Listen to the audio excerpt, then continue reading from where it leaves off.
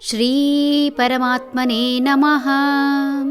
ಶ್ರೀಮದ್ಭಗವದ್ಗೀತಾ ಅಥ ದಶಮೋऽಧ್ಯಾಯಃ. ವಿಭೂತಿಯೋಗಃ.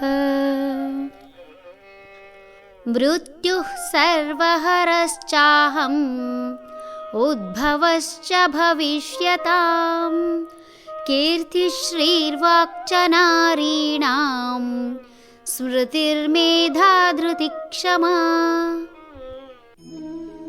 ಸರ್ವಭಕ್ಷಕನಾದ ಮೃತ್ಯುವು ನಾನು, ಭವಿಷ್ಯತ್ತಿಗೆ ಕಾರಣವೂ ನಾನೇ. ಮೃತ್ಯು ಆಕಸ್ಮಿಕ ಎನ್ನುವುದು ಹಲವರ ಅನಿಸಿಕೆ.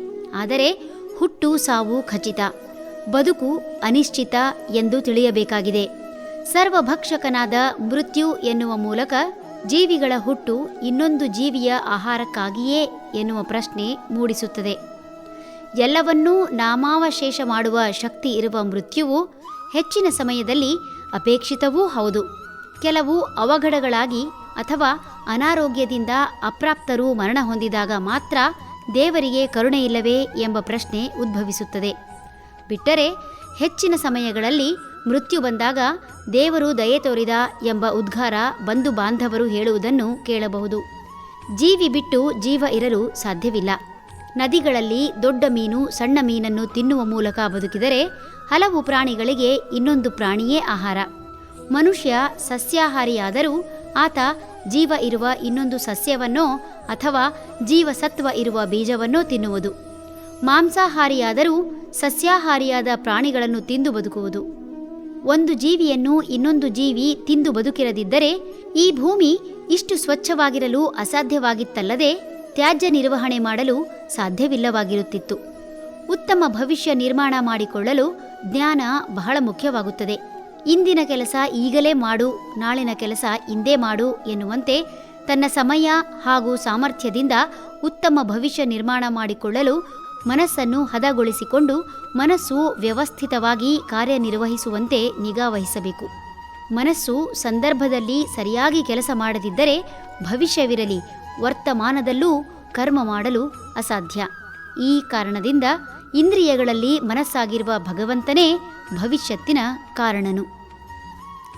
ಸ್ತ್ರೀಯರಲ್ಲಿ ಕೀರ್ತಿ, ಸಂಪತ್ತು, ಒಳ್ಳೆಯ ಮಾತು, ಮೇಧಾಶಕ್ತಿ, ದೃಢತೆ, ಸಹನೆ ಮತ್ತು ಧೈರ್ಯ ಇವೆಲ್ಲವೂ ನಾನೇ. ಈಗ ಹೇಳಿರುವ ಇವನ್ನು ಸಪ್ತ ಸಂಪತ್ತು ಎನ್ನಬಹುದಾಗಿದೆ. ಈ ಎಲ್ಲ ಸಂಪತ್ತು ಒಬ್ಬ ಸ್ತ್ರೀಯಲ್ಲಿದ್ದರೆ ಬಾಳಿಗೆ ಅದುವೇ ಭೂಷಣ.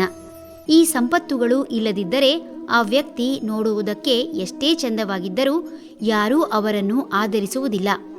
ವ್ಯಕ್ತಿಯಲ್ಲಿರುವ ಬಣ್ಣವಾಗಲಿ ಅಥವಾ ಆತ ಇರುವ ಪ್ರದೇಶವಾಗಲಿ ಅಥವಾ ಆತನು ಹೊಂದಿರುವ ಭೋಗದ ವಸ್ತುವಾಗಲಿ ಆತನ ವ್ಯಕ್ತಿತ್ವಕ್ಕೆ ಮಹತ್ವ ತಂದುಕೊಡದು.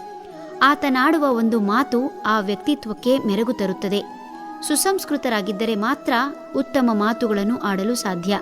ಸುಸಂಸ್ಕೃತ ವ್ಯಕ್ತಿಯ ಮುಂದೆ ನಿಂತು ಮಾತನಾಡಲು ಸಹ ಅಂತಹ ಯೋಗ್ಯತೆ ಬೇಕು.